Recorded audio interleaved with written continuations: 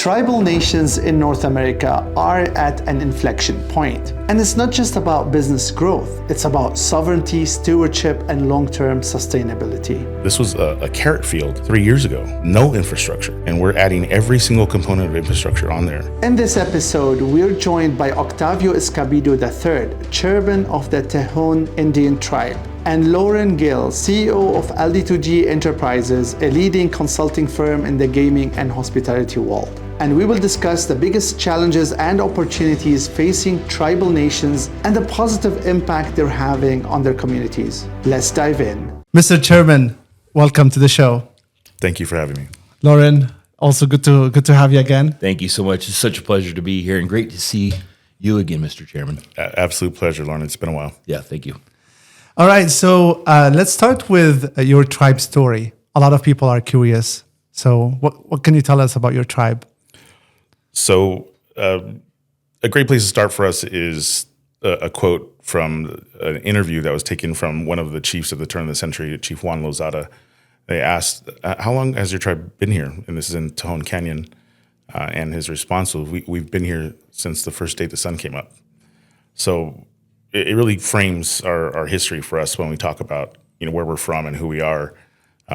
You just really look at it from a time perspective. We have modern history of the tribe, late 1800s, mid 1800s, where really the story starts for modern context.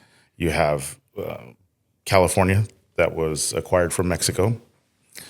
So there were treaties that were signed by tribes in the region. We were one of them. Unfortunately, the U.S. Senate decided not to ratify those treaties. So all those treaties were unratified. What you had at that time, a really fledgling agency of the Bureau of Indian Affairs underneath the Department of Interior. They were already operating in other parts of North America, so they came in and surveyed the area and where can we put these Indians at? And so they kept us close to where we're from as far as regionally, but really they wanted us all in one space. And so that was the start of the Sebastian Reservation. That's late 1800s, and at that point, we had a rogue Indian agent who was also a surveyor. He ended up getting fired from the government. His name's Beale. Well, when he left the government, got fired from the government, he acquired all the deeds to the lands from the tribe. So at that point, you're talking a couple 100,000 acres of land that he bought up from underneath the tribe. That battle actually went all the way to the Supreme Court.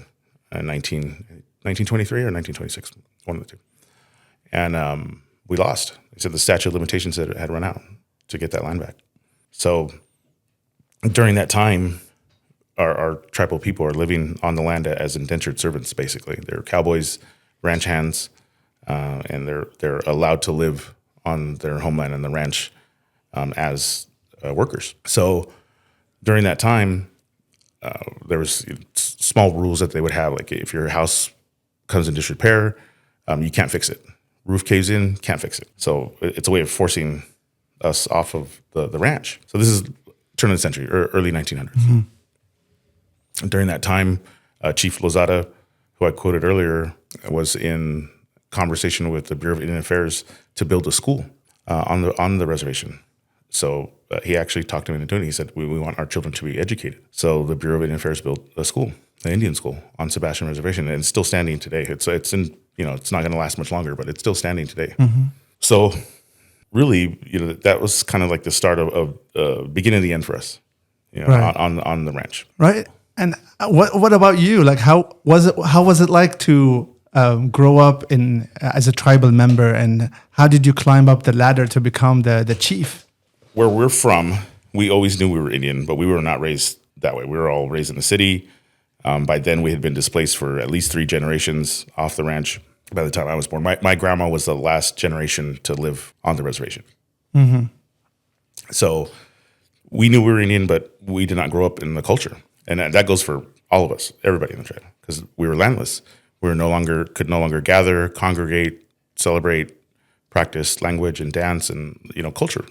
So that was stripped away from us by forcing us to disband. Really, when you look at where we're at today, is there's so much catching up to do. So for me, specifically my journey to where I'm at today is, I had no intention of doing what I'm doing today. I was in private industry, second generation electrician. I was an electrical manager overseeing the whole technical division for a large mine company, instrumentation, power distribution, gas analytics, the robotic lab, everything that was technical. Mm-hmm. I was asked if I could come join run for a seat. We need some managerial help. Mm-hmm. And so I did, and I got on the board and was a member at large for a couple of years, then moved into vice chair. Then I got invited to breakfast by the chairwoman at the time. And she just was very humble and saying, asked me if I would take over. Mm-hmm. She realized she's seen my vision for what I wanted for our people. And so that was very humbling for me to be asked that. What years were those, Octavio? That was 2014, 2015. When were you first on council? 2013. 2013. Yeah. So in what year was that, breakfast meeting? 2015. Okay, great. Yeah. So that was pretty quickly thereafter. Yeah. At the time, I'd been in management for a long time, and so I was fairly young. And what was the state of your tribe at that point in time? In the 2013s, 2015s, how were you organized? How often did you meet? Where were you at in your kind of journey for the tribe? 2012, up until 2012, we were not fairly recognized. Right. So 2012, the Bureau of Indian Affairs did an action for 3 tribes. It was called reaffirmation. Mm-hmm. For us specifically, the reaffirmation was that they're reaffirming that you guys are a federally recognized tribe. What they claimed was that, because we were never terminated, we were never said you're not a tribe anymore, that it was a clerical error, left us off of the first list of published federally recognized tribes in the 60s through a clerical error. So they fixed the error. Who are the 3 tribes? It's us, Ione, and Koi Nation. Okay, thank you. All 3 California tribes. Yep. Okay. Right. And how did you 2 meet? Development. We're working on this big casino project through the last 10 years of my life, and it was going on another 10 before that. And he showed up one day, part of a team meeting, and just spent several years around each other. What's your version of the story? It's pretty much the same. I was thrilled to have the chance to meet the chairman because I saw his vision and I saw his leadership and saw his capabilities. And when I was asked to come help their tribe develop a project, I was very honored to do that. So thank you for that opportunity. But I will tell you, one of the things I thought was great, and I hope others learn from, is Chairman Escobedo's ability to surround himself with really top talent within the tribe, within his organization, and then from outside. And so I think it was really admirable of the leadership that you displayed. And I'm sure there's many challenges along that road as well. But maybe if you could, Octavio, maybe you could share some of those stories about how you and your tribe decided to go into a development project as large. I mean, you didn't start small. You at some point in time you decided, let's go really big on this. Yeah. And then maybe you could share about how you built your team, again, both internally within your tribe, and then how you leaned into others to really help, help you lead through that project and development. Yeah, I think I leaned a lot on my personal experience in private industry. We had just finished this multi-year program in the management team around how to be a high-performing management team. Mm-hmm. And, they brought in psychologists from UCLA, and it was very intensive. And I learned, and really the fundamental part of it was how to be a high-performing team and how to get what you need from your other team members. And I started applying that, just in my regular work and then tribal work. And then what I had seen was I already inherited a great core team. We were originally partnered with Stations Casino, and they were having issues on another project. And the issue was, it's called a two-part determination. And we were going to have to do a 2-part determination on our land in a trust acquisition. And once they found out we were going to do one, they were already tied up legally there. So they backed out of our development deal, and we were left without a developer. at that point. And what year was that? 14, 15. Okay. So quite a long time ago, 10 years ago-ish. Yeah. Or more. Maybe. Yeah, a little more. Yeah. A little more. So we were without a developer at the time. We had a land option on the current parcel that we're on. You know, it was clocking $275,000 every like 9 months or something like that. So now the tribe's having to foot that, and we don't have a lot at this point in time. So we had the conversation like, do we keep we don't have a developer, do we keep the option on land? And now I'm taking over now, leadership. And so I was like, absolutely, we have to. You know, everything that we're doing is based on this land, so we have to pay for it. So we paid the option, and at that point, we kind of reconnected our tribal administrator with one of the senior leaders at Seminole Tribe of Florida. And through that old relationship, we were able to introduce ourselves in the project, and you know, here we are. We're at the 5-yard line now with this project. We've already went through the big administrative hurdles. We have a parcel identified. We've started the EIS process, and we just need somebody to help us punch it across the goal line at this point. Right. So Seminole Hard Rock International came in and helped that. And what we've seen there was a further extension of an already great team that we had, both on the legal side and really everybody across the board on the development team, construction, really just top class folks all across the board. Yeah, you had some really great advisors along that road.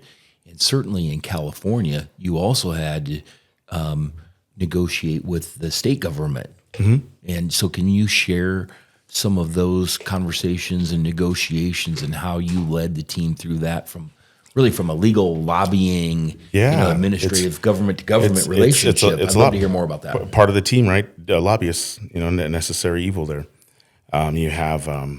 You have 3 tiers, and this is my vision of how things happened and what we worked through. This was our situation. We had 3 tiers of governance that we had to work through. We had local, county, because you can't work out a federal deal without having a local intergovernmental agreement and creating a fee in lieu of taxes structure. So we're working with the county on that.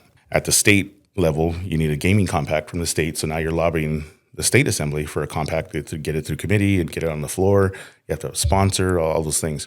And then also in tandem with that at the state level, we were also going to be a 2-part determination for our fee to trust application.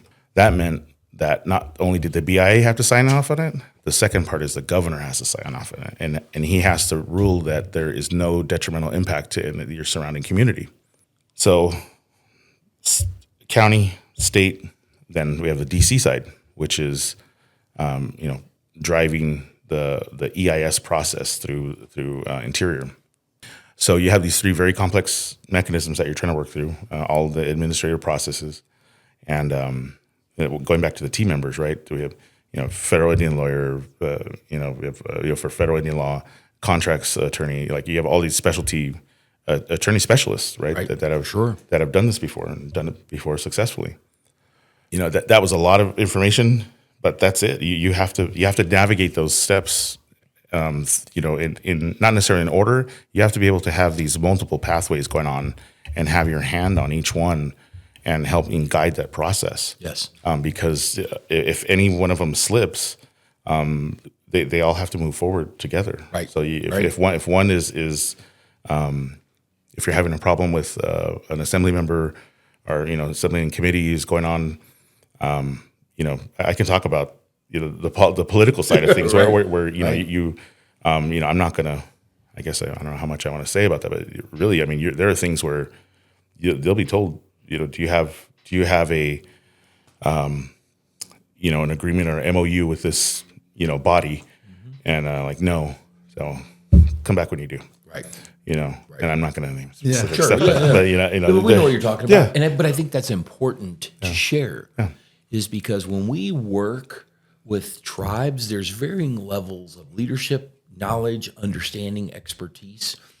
And I think one of the things that we've been challenged with frequently, and I really appreciate you sharing your story there, Mr. Chairman, oftentimes people think that road is linear and frankly easy and well paved. And I would love to hear a few of your comments because literally and figuratively, that road, your development road, was never paved, right? Right. You paved it with your tribe. Yeah. And I think it's really incredible. Could you speak a little bit about the challenges and pitfalls that you and your tribe faced along those processes to literally pave the road? I think it was a big learning process for me and our tribe, and I'm a pretty hands-on person, and I like to understand, at least to some capacity, what it is we're talking about. So that was a big step. Note take, in meetings, and ask questions in meetings. We talked earlier about that. I never didn't mind saying, hey, you need to back up and re-explain that a different way, because I don't understand what you're talking about. Because you're talking about these administrative processes, credit agreements, negotiating easements with the county for roads, utility easements, all these different portions that are going that have to happen in order for the project to happen. You're talking. This was a carrot field 3 years ago, and no infrastructure, and we're adding every single component of infrastructure on there: wastewater, gas, electricity, roadways. So you have to understand to some capacity what it is you're trying to build, Right. and that'd be advice, for people trying to understand the process, is that you should understand, at least from a 35,000 foot elevation, the pathway or roadway that you're trying to build. How did you deal with the times of wait and lack of information and knowledge? Because let's just say you hired your team, your advisors, your developer, you worked hand in glove with them on a daily, weekly basis, and then you submit your application. You get first of all, you get your environmental work done. You do all the site planning. You submit to the federal government, and then it's a wait and see kind of a process. How did you manage that process? How did you have the resiliency to learn how to, wait and trust others? And then what did you do proactively and then actively to help drive that process forward to get the approvals and partnerships that you needed to get a successful launch for your project? I think it was understanding the deadlines for things when a bill needed to be submitted. Like, you got to know that, got to understand that deadline, little things like that, right? Mm-hmm. Understanding the process behind what you're trying to achieve is critical, and really being involved. Yes. I can't tell you the amount of people that I called, senators, assembly members, in their office, D.C., Sacramento, county. Personally, you called them? Personally, not Wow. just call them, show up in their office. Okay. And talk to them about what we were trying to achieve, and explain them, tell the story of the tribe. Tell them we are who we are. We are who we say we are, and we're from where we say we're from. Right. And that was always a big deal. Even other tribes, even tribes that we were going to be directly competing with, meeting with their tribal council, telling them what we're doing. That, I think, all of that went a long way. Being personally involved. Fantastic. Listening to your story, it's fascinating, and especially that you're coming from the private sector and you had to learn and has to stretch your skills and abilities to deal with all of what's happening. What is the driver behind all of this? Why does this mean a lot to you? Well, there's a couple different components. You talked about the time in between, right? Mm-hmm. It wasn't just casino we're working on here. We were nation building. Correct. We were rebuilding a nation that had been decimated and been tried to remove over time. So there was a ton of work to do. Casino was just one thing on my plate. We were dealing with tribal governments. We had over 1,000 tribal members at the time. Dealing with the social service aspect of what we're doing there. There was no dead time. How much time did you spend on nation building, really building infrastructure and programs and services for your tribal members during that process from when you were chairman? How much of that, days was occupied with that versus maybe economic development? I'd say the majority, 2/3. Right.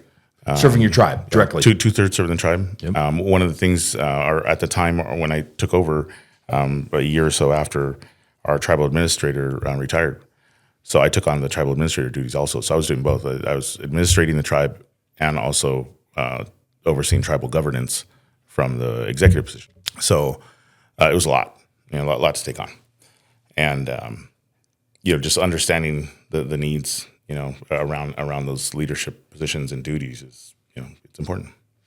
How did you keep your council informed, engaged, motivated, maybe delegated to? Can you speak a little bit about how you led council and frankly, how they led you? Yeah. Could you share a little bit on that? Absolutely. It's one of my favorite things to talk about. I have a great council. We've really had very little turnover in the last 10 years or so, and really being transparent with them, bringing information to them as much as they could handle and understand, right? And we want to make the material understandable for them. So not getting too far in the weeds of things going on, but always keeping them abreast of things. I tend to, if I'm bringing an initiative to the tribe, I tend to have kind of all the kinks worked out and information there to where I'm not bringing them something that's not feasible from a program perspective. So one of the things that I really wanted to do was, because I'm technically a tribal employee also, I have an employment contract as the chairman. Okay. That gets renewed every year, or voted on to renew every year. And, it coincides with elections every 4 years, all those things. But one of the things that I wanted was to have the executive council involved more. So the expectation was that they would be involved in a committee and that they'd be involved in community events. So that was kind of the start of it. Because up until then, I was kind of a micromanager. One of the other things that was critical was I wanted the executive community members to be employees also. I wanted them to have a job in the tribe. Mm-hmm. So first one was a tough one for me was office manager, right? Because I want to hold on to that. I want the day-to-day administrative session, right? And so letting that go was a big deal, right? The delegation of authority, and it's just kind of now it's let's do this and let's you can do that and you can do that, and everybody has their role and function. And right now we have half of our council has all is employed for the tribe. Fantastic. And how has your tribal council? How have they learned, grown, and developed over the last 10 years? I think the same kind of across the board, which is this maturity and understanding of tribal governance, of what it means to exercise your sovereignty, and all the things in between of running a nation. We have over 1,500 members. Yeah. It's a big tribe. That's right. So it's a lot of people. So they understand the impacts of the decisions that they're making. Can you expand a little bit more on your exercising tribal sovereignty statement? Yeah, I think it's exactly like the roadwork stuff, right? We have the right to go directly to the county as a federal entity and, not demand, but like, hey, we need this. We need you to put this utility way in our roadway.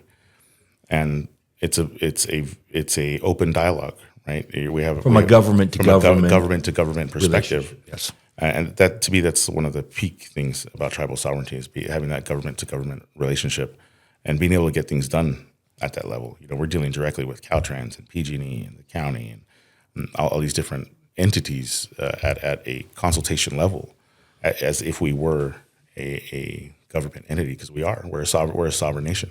Right. Mm-hmm. Tell us more about the state of tribal nations across North America.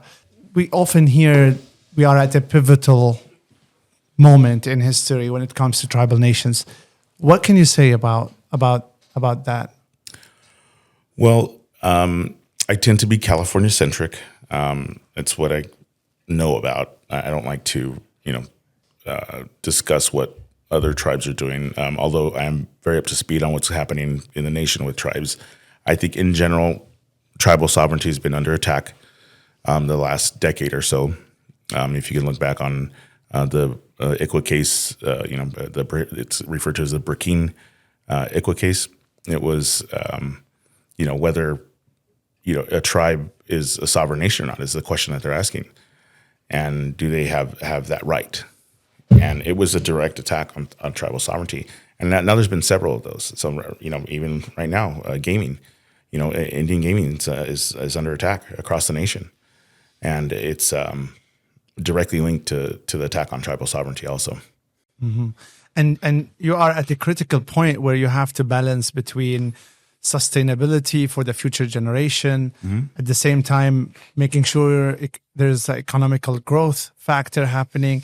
And we learned about your launch of the new casino with a big international brand. Talk to us about that development and how it took place, and how Loren get to play a role there too. Yeah, it was, it was and still is an amazing experience to be attached to a brand, an international brand like Hard Rock. Having direct interface with people like Loren and conversations around, market and market impacts in SoCal, and using his expertise on things like that were critical in some of the decisions that we made around size, scope, programming, and even, finance.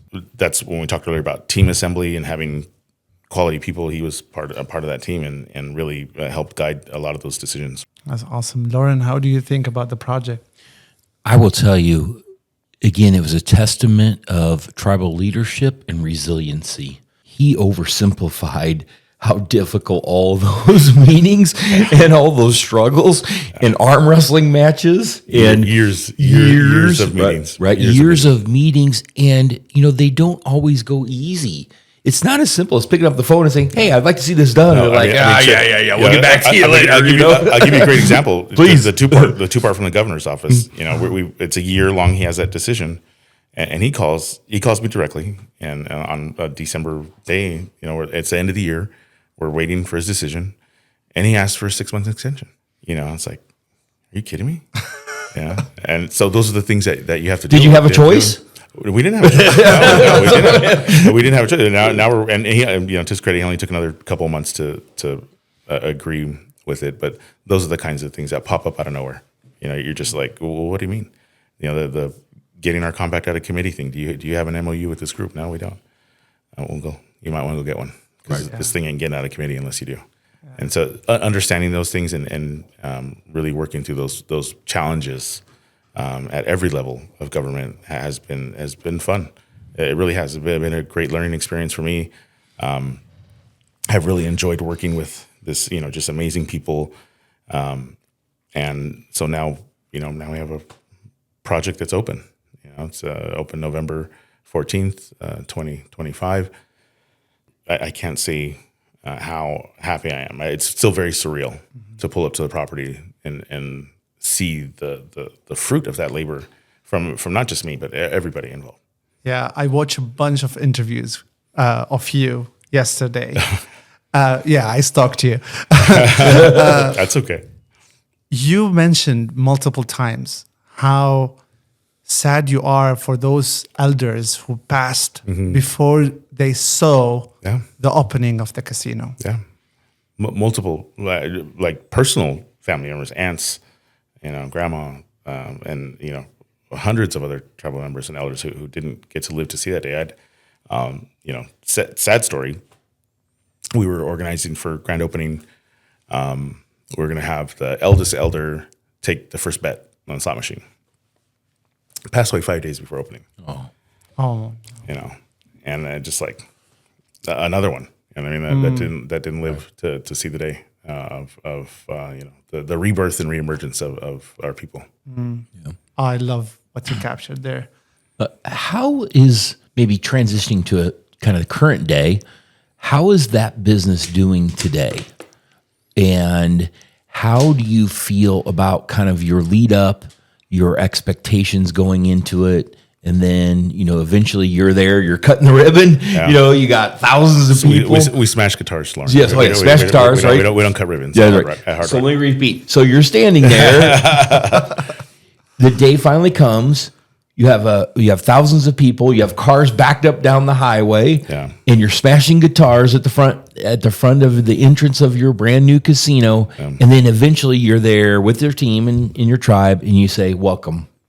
Can you share what that feeling was like, and then how you've developed, beyond that in the last, call it 2 months? Sure. So going into that, we actually had a private tribal VIP night on the Monday night, a couple of nights before we opened to the public, and that was the first night we were accepting bets.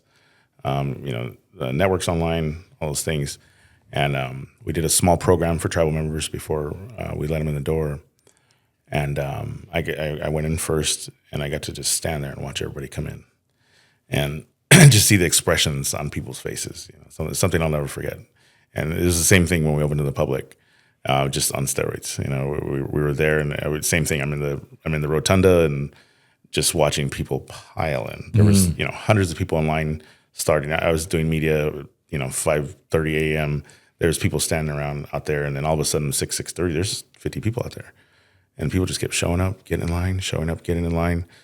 Like, yeah, man, they're serious, about the pin collectors, right? They want the day one merch. That's what they're there for. And some gamblers.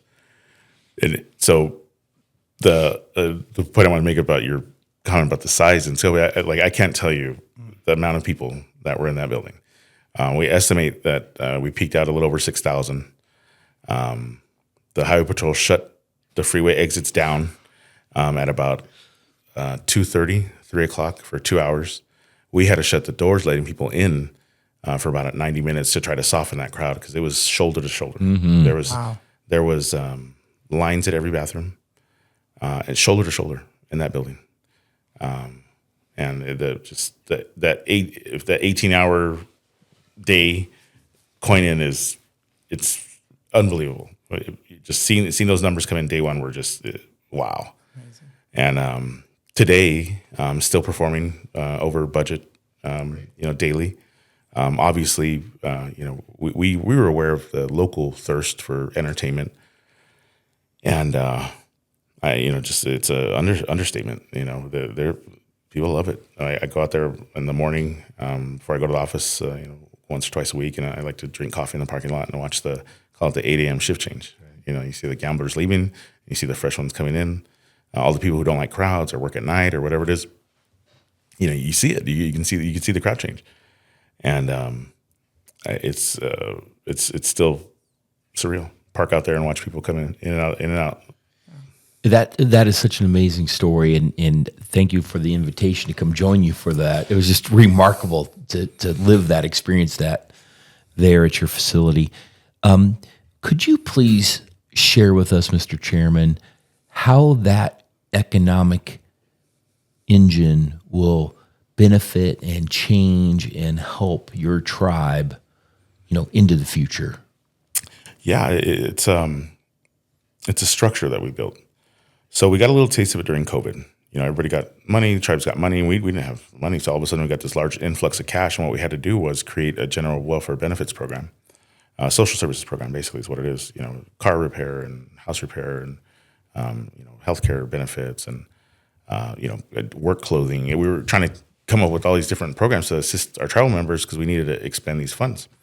And what I realized was this is our model for what we're going to do with casino revenue. Everybody kind of bought into that. Yeah, that makes sense. And so we have a lot of people. We're not. I told all our tribe members we have too many heads here. There's too many mouths to feed.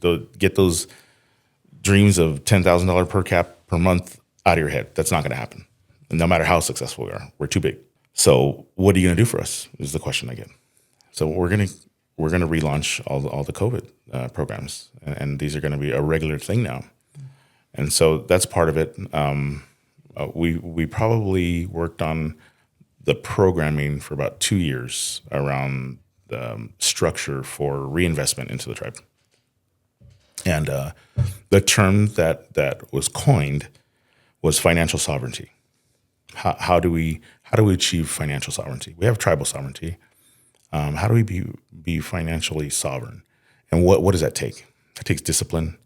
There's a lot of things that you need to make happen in order to make that happen.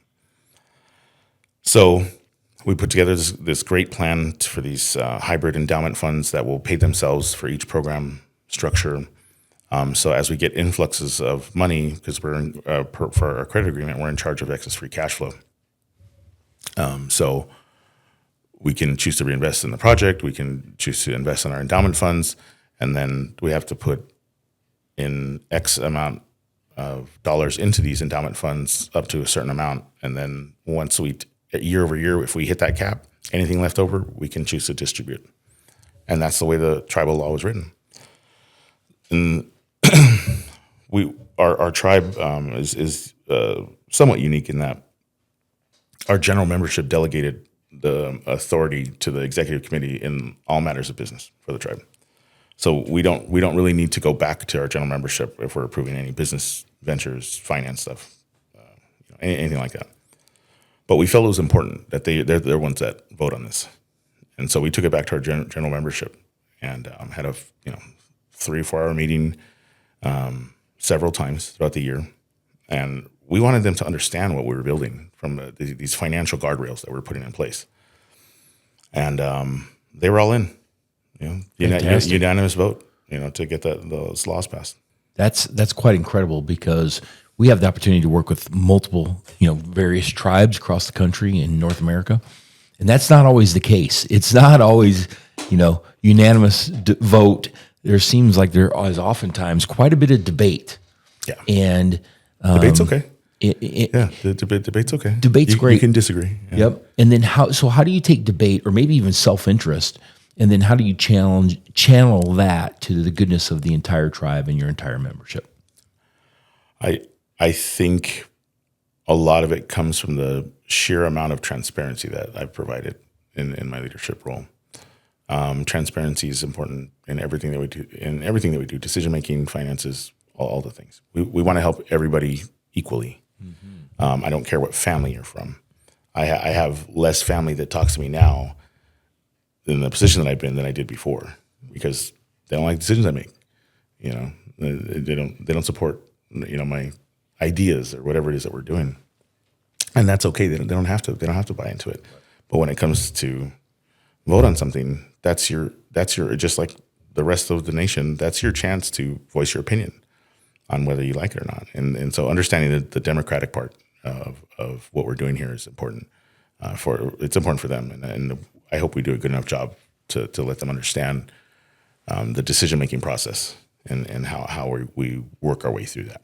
In one of your interviews, you mentioned that most tribes, they employ 1 to 2% of their tribal members in their in economic engines. You are taking quite a different stance on that, and you're aiming for higher numbers. Can you talk more about that? Yeah, so I've traveled all over North America, met with various tribes, and talked about financial things. How would you do things different? One, we wouldn't hand out money to our tribal members in per cap. 2, we'd kind of not force them, but make them understand the job opportunities at a casino. It's not just a dealer, slot tech, and there's a finance department and an IT department and all these different components of the hospitality engine that runs a casino. And I was a little taken back about the numbers that I was seeing talking to people, and like, how many tribal members do you have working here? I don't know, 10, 15. It's like, wow. It's what you're supposed to be creating, this economic development that is providing jobs, right, for your people and all these things, and then all of a sudden the people aren't showing up. So it's something that we really pushed hard on with our tribal members, understanding the opportunities that were there, and today, we're 6.5%, 7%. Wow. Where we have almost 100 tribal members working there right now. Oh, and the report is that they do a great job, work really hard, very prideful of the work going on. So yeah, of course, it's theirs. That's what you even had tribal members working on the development team and the construction team too, right? On the construction side, yeah. Yep. On the construction side, we had some union operators, operating engineers, some electricians, plumbing, welders. Had a handful on the construction side. Great. But how do you promote it? How do you? Yeah, and this is again back to the question of what other tribal leaders across the country could learn from your experience in expanding that involvement from your tribe. So what advice do you have for other leadership in the tribal nations? I think there's a lot of challenges around that. So you're dealing with populations that are in, multi-generational poverty, okay? Multi-generational social services.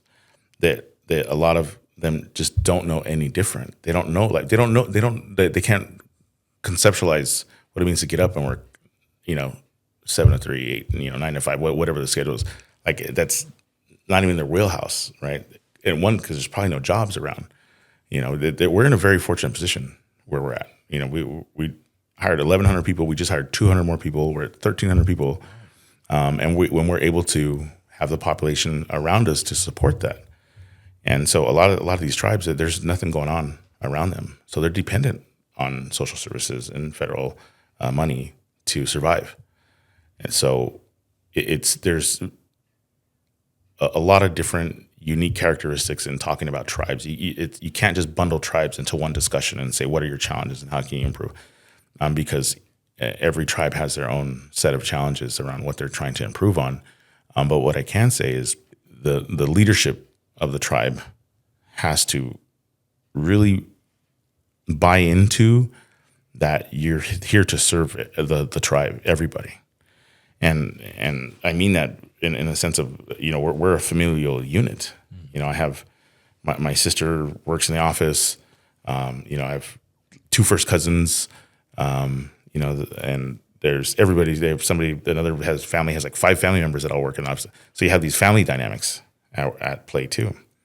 So really trying to cut all that out, get away from whatever challenges you're having personally with your family, because that's a real thing in a tribal office and tribal work, is that you're dealing with your family. Can you imagine your family here? Somebody doing sound for you and this and that, and imagine the some of the challenges that you have. Pick the family member that you don't like the most, and use that scenario in your head.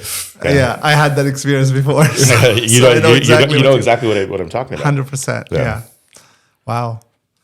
Yeah, I mean this is real, and congratulations, Mr. Chairman, for all the accomplishments you did, and thank you for the opportunity being here, and for any last words, both of you. Yeah. First of all, thank you, Mr. Chairman. Always a pleasure. Really appreciate you making time out of your very busy schedule to come meet with us. I just love so much the relationship that we got to build over the years, and I'm so proud of your tribe and all the things you've been able to accomplish. So congratulations, and just way to go. And you're such an inspiration to Indian country. So thank you for all of that. Thank you. I appreciate it. Loved being here. Thank you for the questions. Made me, reviewing the questions during the week and just thinking about what we're going to talk about, the topics. And it's a time for reflection, and think about the work that was accomplished and things that were done to get us to this point, and the people we work with, like Loren, that were on the team to help get across the goal line. And here we are, 2026, getting deep in the first quarter earnings, and I have a earnings call with the tribal members on Saturday morning. It's our first kind of one, and on phone, and to be at that point it's crazy to me. Exciting, and people like Loren that made it happen. That's great. Thank you for both of your time. I appreciate it. Absolutely. Thank you, Octavio. All right.